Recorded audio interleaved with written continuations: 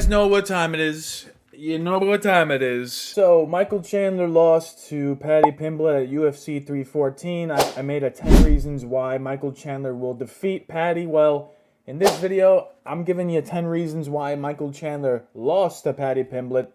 Let's just get into the video. Like I said, let's pull up the PowerPoint. 10 reasons Michael Chandler lost to Paddy Pimblett. Let's just get into the first one. Of course, this guy kept receipts.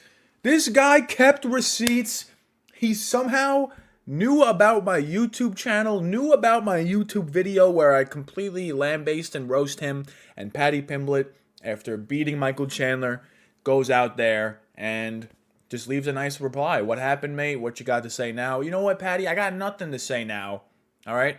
This video is going to glaze you. All right?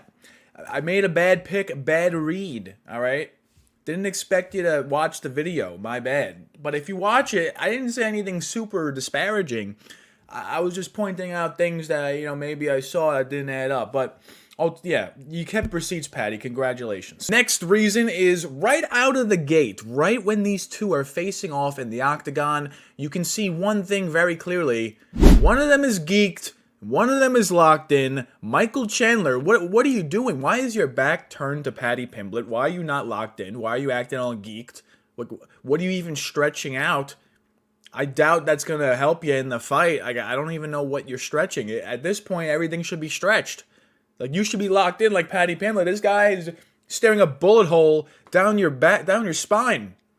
Why are you geeked? What are you doing, Michael Chandler? Next reason, a lot of these reasons you saw before the fight even started. Size and age difference. I mean, I didn't think it would be this bad. Obviously the numbers tell you a story. Paddy obviously is bigger based on the stats. 73-inch reach. He's 5'10". Chandler's 5'8", 71-inch reach. So those things would make you think, Chandler's smaller. And also, eight-year age gap. These are things that matter in fights.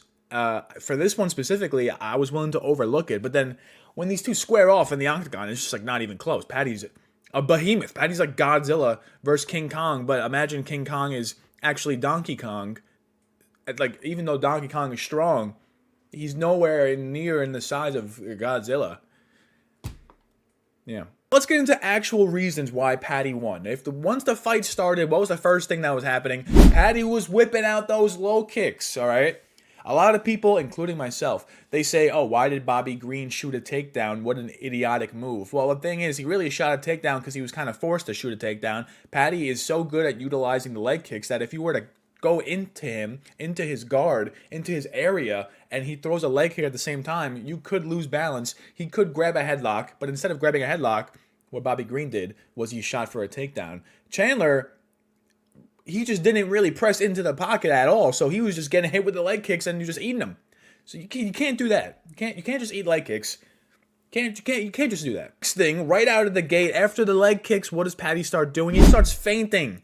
He starts feinting, and Chandler, right here in this picture, the humongous reaction. Paddy didn't even throw this kick. Paddy didn't even throw a punch. He didn't throw anything in this picture. But Chandler is out here like, oh my God, this guy's about to hit me with a 100-mile-an-hour round kick. Let me evade it like the Matrix. Like, Chandler, what? Lock in, bro. Lock in. You're acting geeked out there. You can't have this giant reaction to the feint. What are we? Come on, Iron Mike. You're supposed to be Iron Mike. What is this? Another thing Paddy was doing that was having some success was, yes, he was throwing low kicks, but he was also mixing up the leg attacks.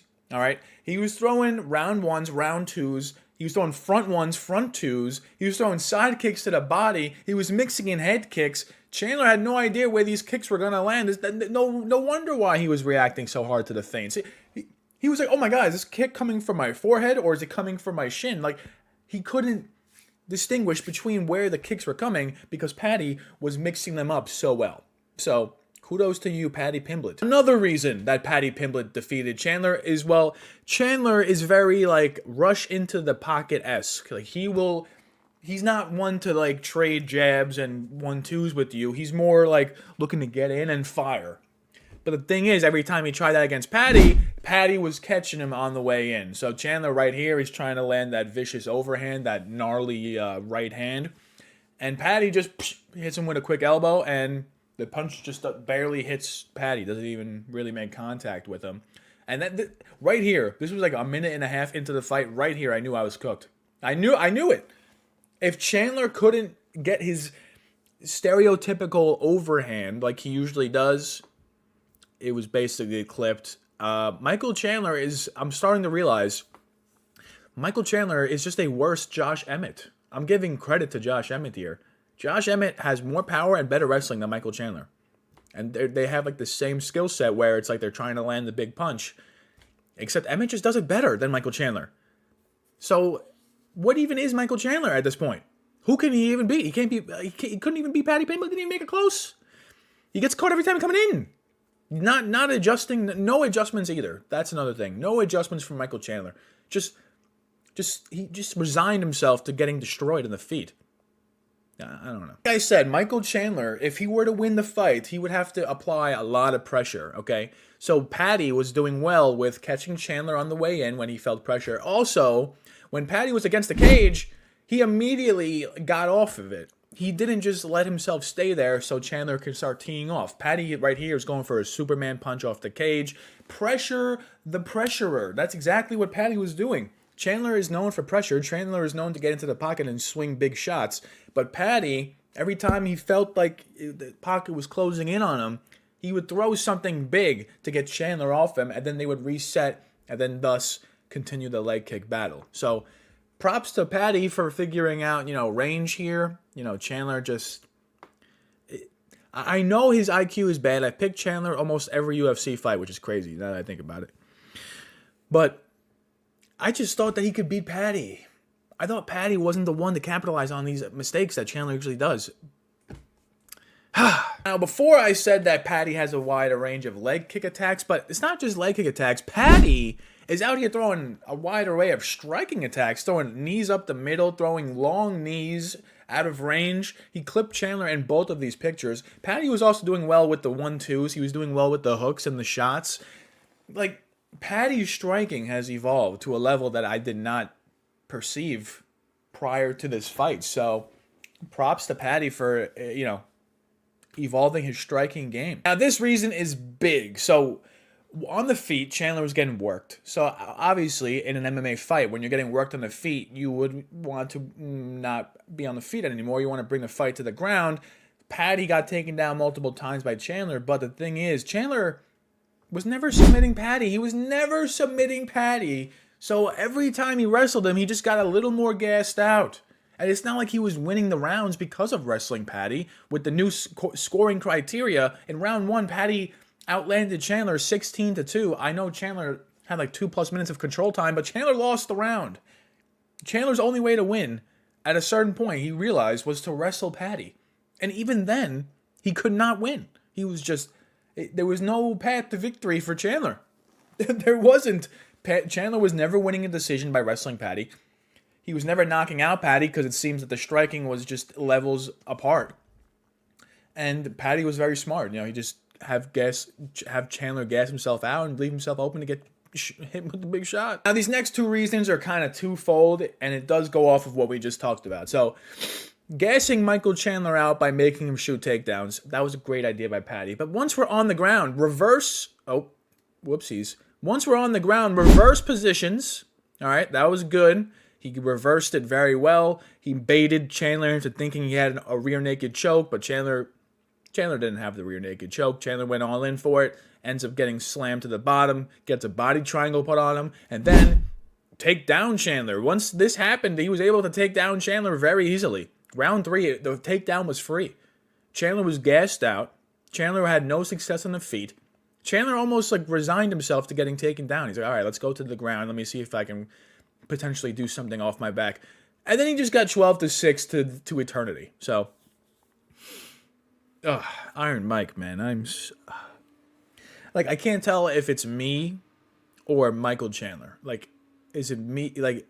Was it me with the wrong pick, or was Michael Chandler being bad, or was Michael Chandler bad because I picked him, or did Paddy do so well because he saw my video and that made him beat Michael Chandler? That gave him the extra added motivation.